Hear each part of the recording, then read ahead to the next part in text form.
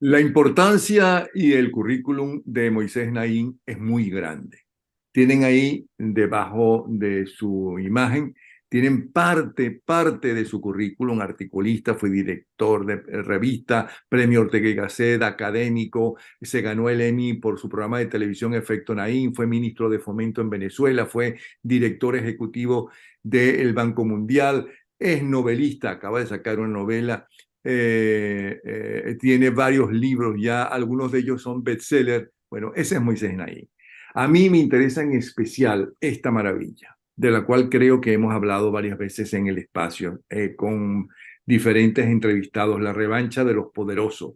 Un libro para entender cómo se obtiene, se usa, se abusa y se pierde el poder en el siglo XXI, y que su prólogo, su introducción, que se llama El peligro, comienza así. En todo el mundo las sociedades libres se enfrentan a un enemigo nuevo e implacable. Y más adelante, la respuesta es el poder en una forma nueva y maligna. Y a lo largo del libro habla de las tres P, sí, P de papá, ¿no? Entonces, bienvenido Moisés, háblanos qué es lo que está pasando en el mundo y cómo nos afecta a nosotros, lo que te estamos viendo. Bueno, primero que nada, gracias por la invitación, Napoleón. Hace tiempo estábamos coordinando esto y al fin lo logramos, cosa que me alegra mucho y por supuesto muchas gracias por tus generosas palabras de introducción.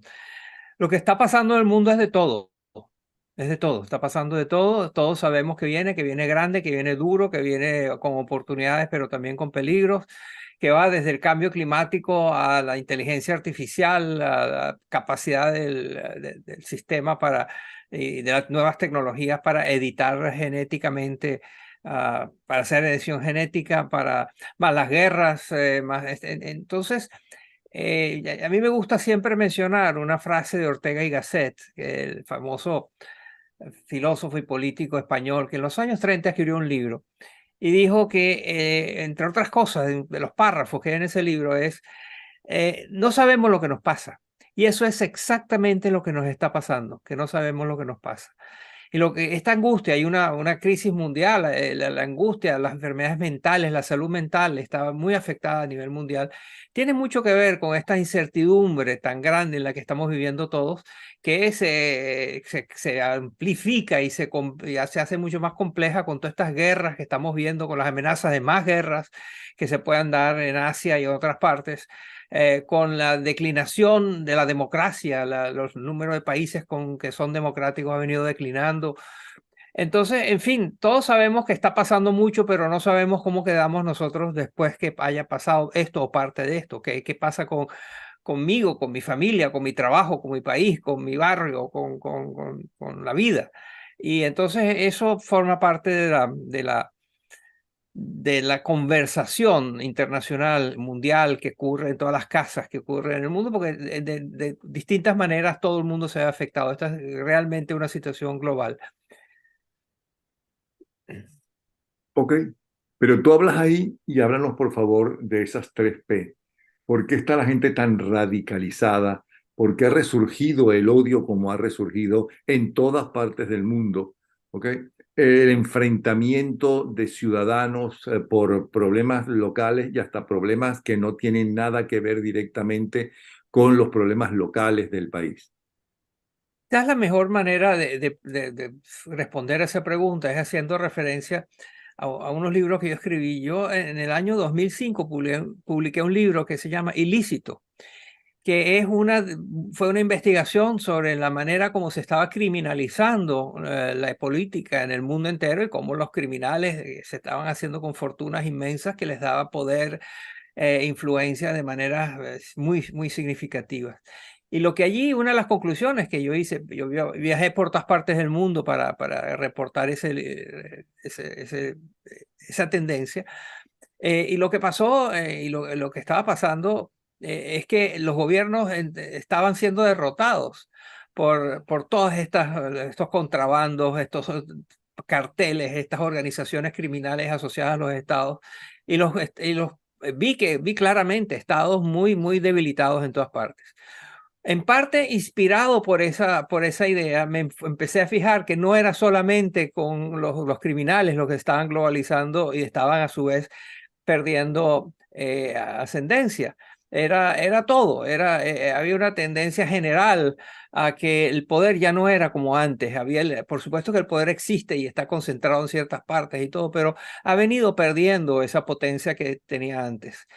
Entonces me escribí un libro que se llama El fin del poder, hace 10 años, que esencialmente es un estudio sobre las fuerzas que están debilitando el poder, sin decir que el poder va a desaparecer, pero sin embargo sí reconocer que en este siglo el poder se ha hecho más fácil de obtener, difícil de usar y fácil de perder, es más efímero.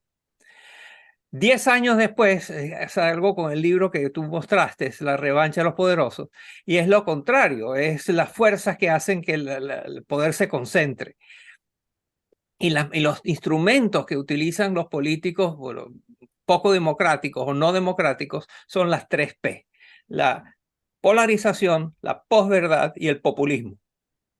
Y esos son instrumentos utilizados por dictadores, tiranos, hombres fuertes en organismos, en sistemas que parecen democráticos, pero no lo son.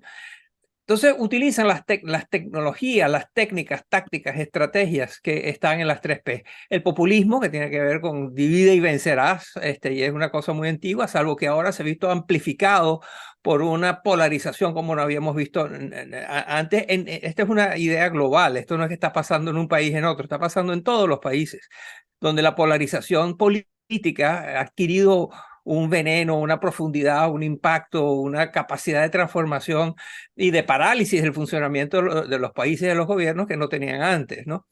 Esa es la polarización que entonces amplifica el impacto que tiene el populismo. Y luego está detrás de todo esto, o junto con todo esto, está la posverdad, la P de la posverdad: polarización, populismo, posverdad. Esta situación en la que estamos viendo que las redes sociales mandan, que hacen cosas increíbles, que han tenido sus partes muy buenas, pero también tienen sus partes muy poderosas. Ahora con la inteligencia artificial y todas las tecnologías e instrumentos anexos a eso, pues aún más vamos a tener esta sensación de no estar bien informados, de no saber en quién creer, cómo creer, cuánto, dónde, por qué. El ambiente de confusión aumenta y con eso aumenta la gente se refugia en la identidad y la identidad se abastece de la polarización y todo esto lleva a estas erupciones de populismo que vuelven a probar una y otra vez con ideas que ya han sido probadas pero que han fracasado, sin embargo aquí están. ¿Cuáles son los mejores ejemplos de todos, de los responsables a lo largo y ancho del mundo, los principales responsables o los mejores ejemplos de lo que estás diciendo? Bueno, Tanto de politizar el país, tanto de crear la posverdad como ningún otro, y también del populismo. claro, me gusta mostrar como ejemplo, y entre una audiencia como la tuya, que es predominantemente venezolana, funciona la sorpresa de ver que 2 ejemplos de las 3 Ps son Hugo Chávez y Donald Trump. Y los dos utilizaron el populismo para dividir el país, y lo hemos visto. Utilizaron la identidad, la afiliación, han profundizado la polarización. Vemos a Trump hoy en día y veíamos a Chávez cuando estaba vivo, lo veíamos que una de las cosas que sistemáticamente hacía era ponernos los unos contra los otros. La división de la sociedad, los choques, negarle al rival que es un compatriota, negarle el derecho de hacer político, de tener voz, el desdén por los datos, todo eso lo hemos visto en ambos y ambos los hemos visto manejando bastante bien las redes sociales. Y Entonces, cosa esos son curiosa, dos. estos dos ejemplos que pusiste, ninguno de los dos tiene una trayectoria política. Uno tiene una trayectoria económica y fue un triunfador y es visto como un gran triunfador económico, como un gran empresario y una trayectoria de televisión que arrasaba, estaba como tú en los ratings y en los premios. Y el otro viene de ser un militar. Eso es una observación muy aguda porque es de lo que está pasando, es otro de los fenómenos que está pasando, que tiene que ver con un apetito inmenso que tiene la población, que tienen los votantes por caras nuevas. Eh, Váyanse todos, ¿no? Que se vayan todos es uno de los lemas. Yo no creemos y no queremos a los bancos y a las empresas y a las policías y a los jueces y al clero y a los intelectuales y a las universidades y a los sindicatos. No creemos en nada ni en nadie de eso. Tráigame caras nuevas, que gente diferente que no haya estado en el poder. Entonces hay un apetito mundial por las caras nuevas. Cuando tienes ese apetito por las caras nuevas, aparecen las oportunidades que aprovecharon líderes como Chávez o como Trump. Y eso a su vez coexiste con toda una serie de elecciones. Hay elecciones en todas partes todo el tiempo. Hoy estoy seguro que si investigamos encontraremos que en algún país vaya alguna elección significativa.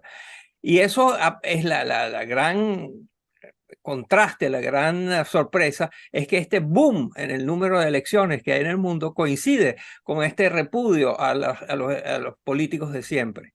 Sí, Y pero eso a en parte es porque diferencia, muchas de estas elecciones son trucadas, como sabemos por el caso venezolano, ¿no? ok, pero a diferencia de Chávez, eh, Trump es de un partido tradicional, el más importante partido que ha tenido los Estados Unidos, el partido que le dio libertad a los esclavos, que es el Partido Republicano, que ha gobernado muchas veces y algunos de sus presidentes han sido los más populares y los más queridos y los que han logrado cosas más importantes. Y Chávez no. Es decir, los republicanos quieren a Trump, están con Trump y esos son políticos. El hecho de que Trump no sea, no tenga una vida política, una trayectoria política destacada, porque antes fue militante o amigo o cercano a los demócratas, ahora se lanza con el Partido Republicano y gana las elecciones. ¿Qué significa para los políticos republicanos entonces? Significa el colapso de los partidos, significa que entre los grupos o funciones o actividades o sectores de la sociedad, el sector político es uno de los más dañados y los partidos políticos están muy desprestigiados. Fíjate que sí, los republicanos están con Trump porque si no, no ganan, no llegan. No es que el Partido Republicano se ha hecho más sofisticado, tiene una ideología diferente. Fíjate que en esta conversación la idea de de una ideología no aparece. Lo que aparece es el carisma, la capacidad de convocatoria, el movilizar a la gente, prometerle a la gente lo que quiere oír. Eso está allí para Chávez, estuvo para Chávez y también está para Trump. Es darle a la gente lo que quiere. Y la gente está harta de la corrupción y harta de vivir en condiciones que son indeseables. Y eso tiene mucho que ver con el mal gobierno. O sea, es muy difícil conseguir en el mundo de hoy un gobierno que sus ciudadanos digan, me siento orgulloso de ese gobierno y me está funcionando y las cosas van bien. El Salvador, por ejemplo, la Sí, mayoría bueno, es el más popular de todos los presidentes. correcto, correcto. Y bueno, y en Escandinavia podrá haber ejemplos, pero esos ejemplos son las excepciones. Si tú vas a cualquier país por azar, escoge algún país y vas a encontrar dos cosas, un gobierno que funciona muy mal y unos políticos que son repudiados, pero que entonces se refugian y utilizan las tácticas de las tres P, del populismo, la polarización y la posverdad, que vienen a sustituir la legitimidad que tienen los que gobiernan y no está funcionando, no les funciona, no logran darle a la ¿Y qué población lo que les pasó con las dijeron. ideologías que eran las imperantes y más importantes de la buena parte del siglo XX? El marxismo, comunismo, los liberales, el socialismo, el socialcristianismo, la socialdemocracia. ¿Qué pasó con todo aquello que era tan importante Ha y sido que movió el desbordado. mundo? Todo eso ha sido desbordado por las políticas de la identidad. Tú ya no te identificas con un país, no te identificas con un partido, te identificas con una identidad. Eso puede tener que ver con la religión, con la raza, con el género, con la situación socioeconómica.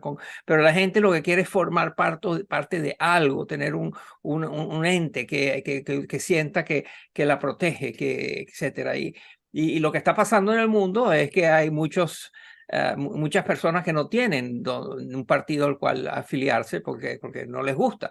Hay muchísimos republicanos que quisieran no tener que lidiar con Trump, pero la alternativa para ellos es mucho peor porque implica no ganar elecciones.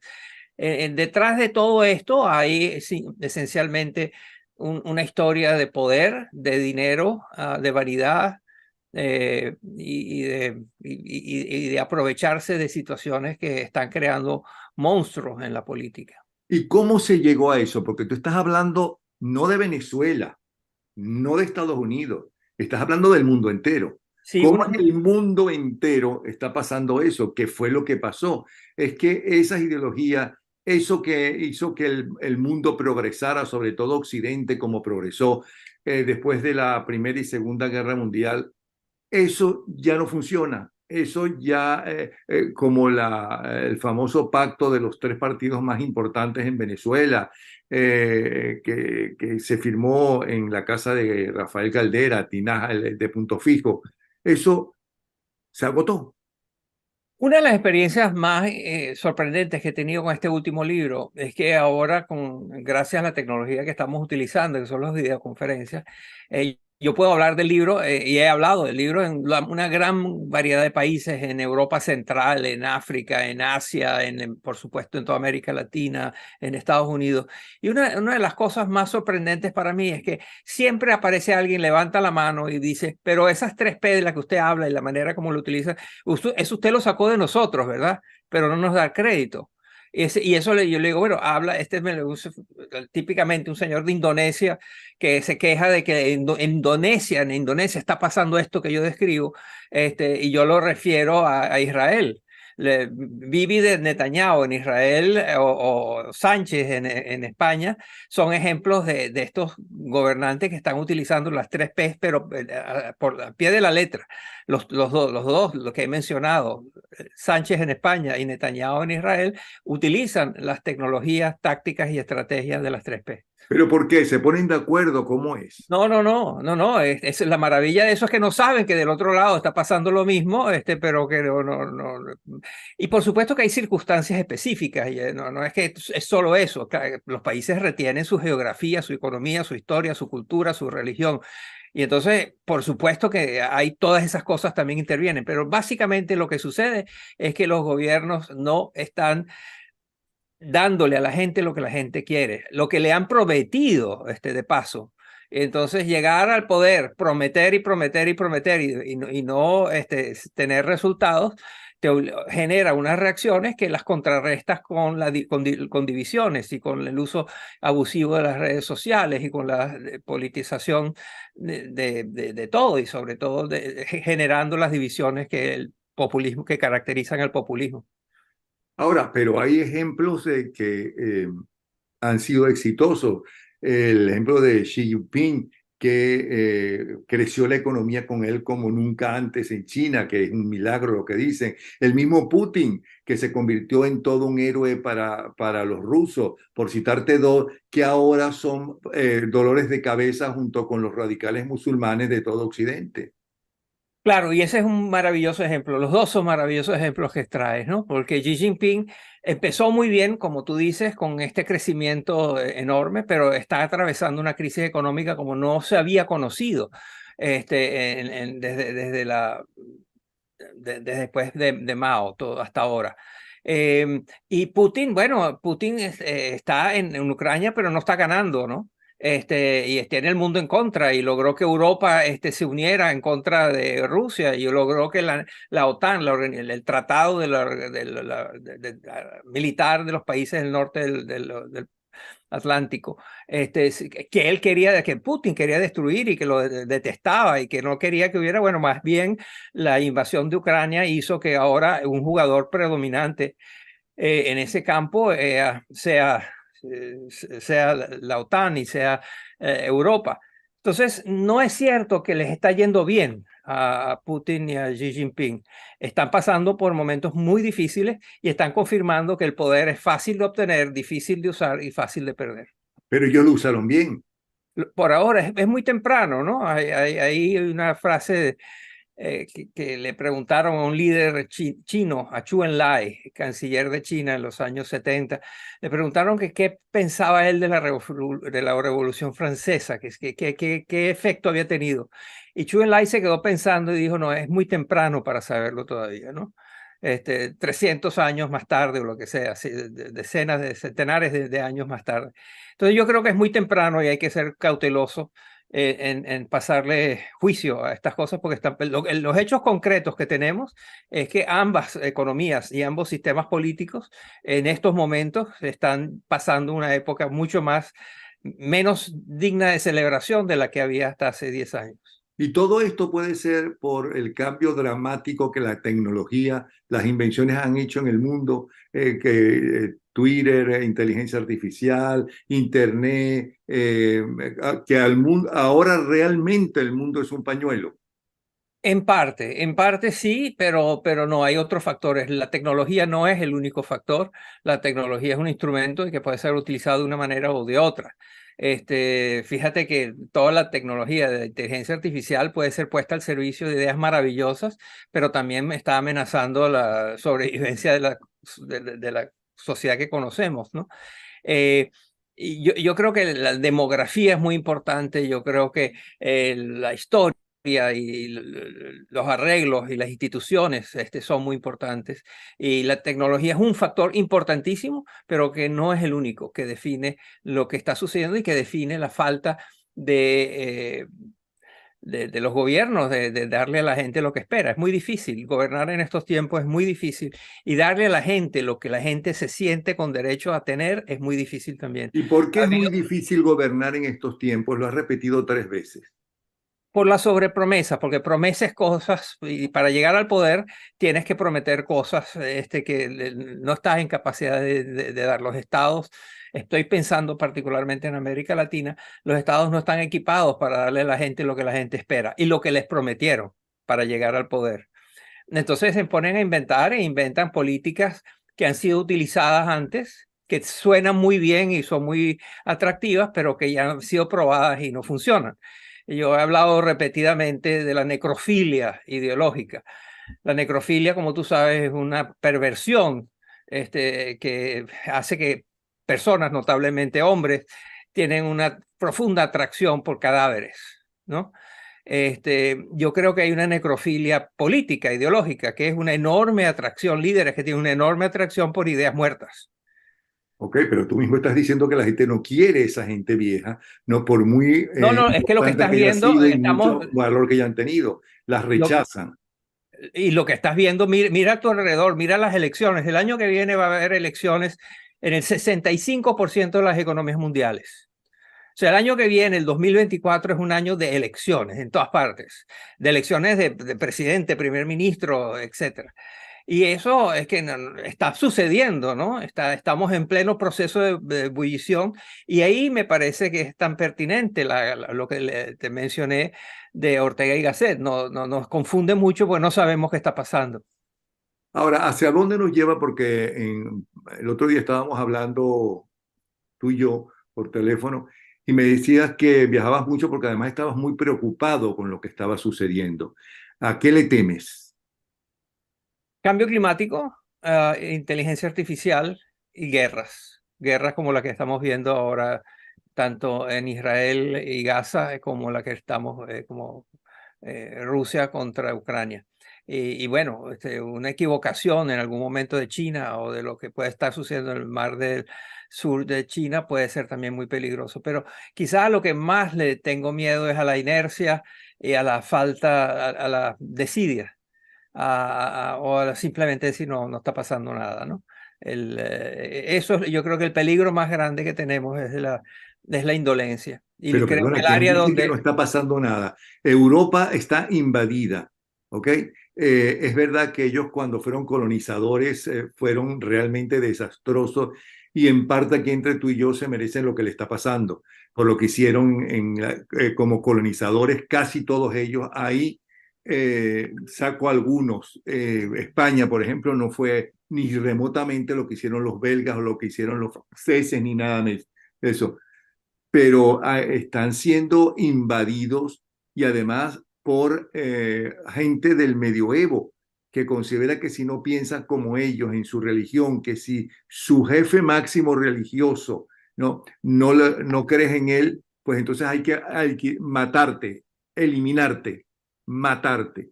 Hablo de los radicales musulmanes. Es decir, no los has mencionado. Bueno, ciertamente son es digno de tener en cuenta, pero tú me preguntas qué otras cosas están pasando.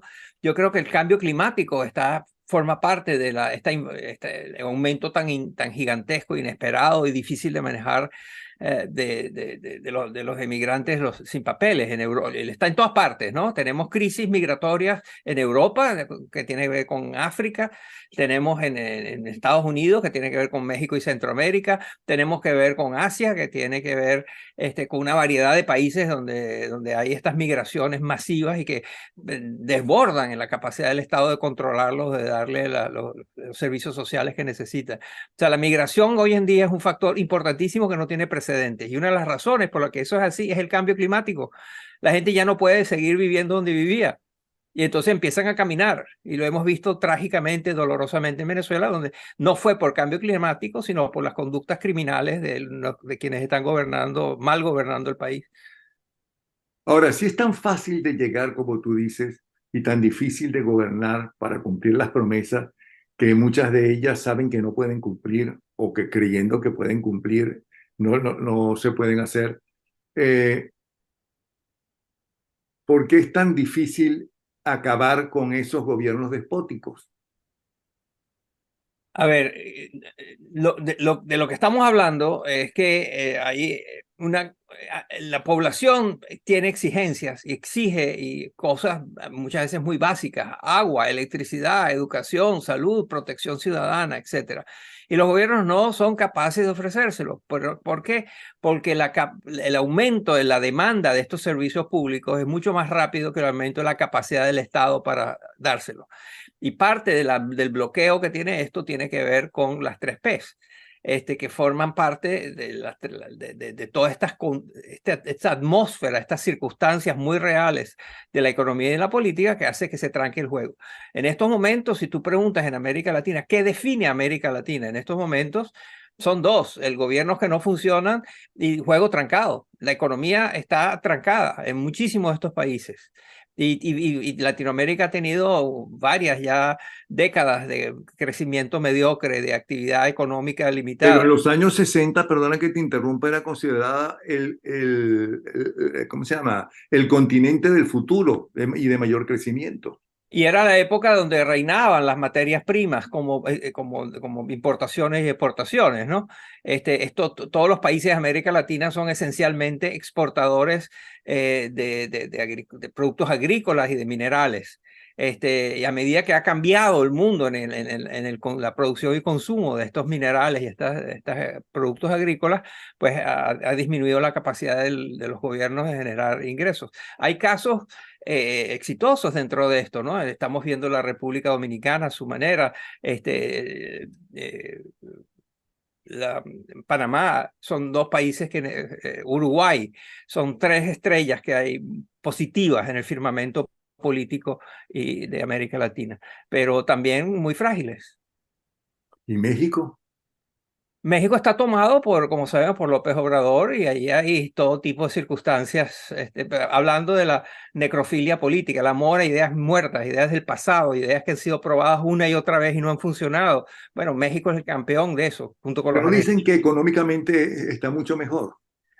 Está mejor, pero está muy lejos de donde debe estar. Necesita mucha más inversión, mucha más inversión extranjera, mucha más, y se está dando, pero nunca en los volúmenes y la necesidad los volúmenes y la velocidad y la necesidad que tiene la gente.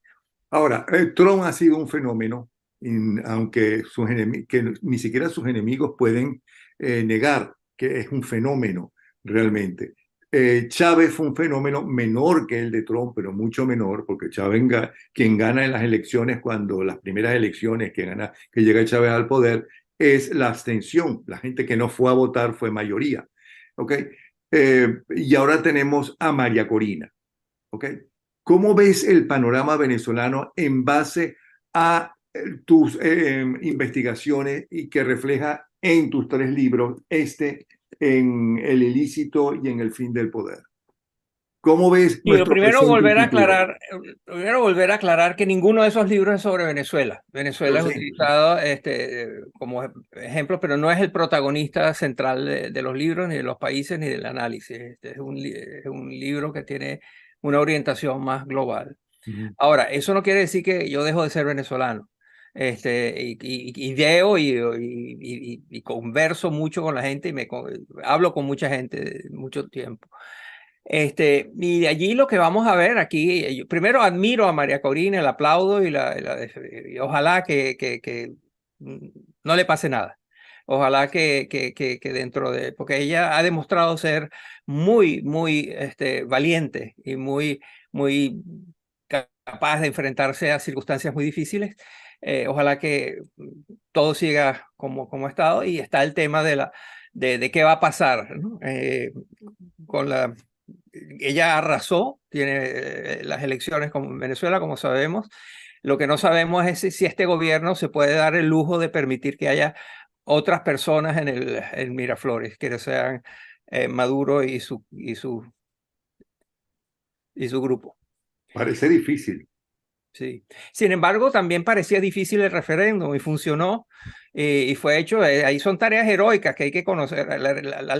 Criticar a la oposición en Venezuela es muy fácil. La lista de cosas en las que han fallado, las miopías, las trampas, la vanidad son gigantescas. Pero hay que reconocer que la oposición venezolana, con todos sus defectos, limitaciones, ineptitudes, ha logrado cosas fantásticas. Esto que logró María Corina es fantástico.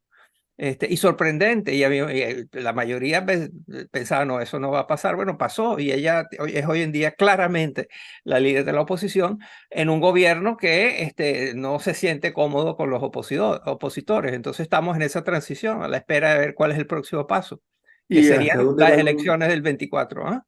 Por ¿Perdón? último, hay quien dice que vamos hacia la Tercera Guerra Mundial. ¿Tú qué crees? ¿Hacia dónde vamos? No, yo no creo eso, yo no creo eso. Y eso no quiere decir que no haya escaramuzas, que no haya fricciones, que en algún momento dado China y Taiwán tengan una fricción importante, pero eso tendrá una dimensión mucho más cibernética. Eso no, o sea, la idea de una invasión como la de Normandía, en la cual cientos de miles de soldados invaden las playas de otro país, eso no creo que sea el futuro de la guerra. El futuro de la guerra es más con armamentos que no tienen, que funcionan a control remoto, con tecnologías de cibernéticas y etcétera. Entonces, sí van a haber muchas escaramuzas, sí va a haber fricciones, pero yo no veo una tercera guerra mundial. Bueno, de verdad, Moisés, muchísimas gracias. Siempre es un placer escucharte y leerte. Allí tienen ustedes, han visto los 3 libros, y especialmente la carátula del más reciente. No hemos hablado de su novela, ¿no? Tanto la publicada como la que está, supongo que estás haciendo una, tengo entendido, ¿no? Así es, sí. La Entonces, conversaremos aquí, te lo prometo. de verdad que muchísimas gracias. Ok. Gracias a ti, Napoleón. Ha sido un placer conversar contigo. No, el placer es mío. Hasta luego. Hasta luego.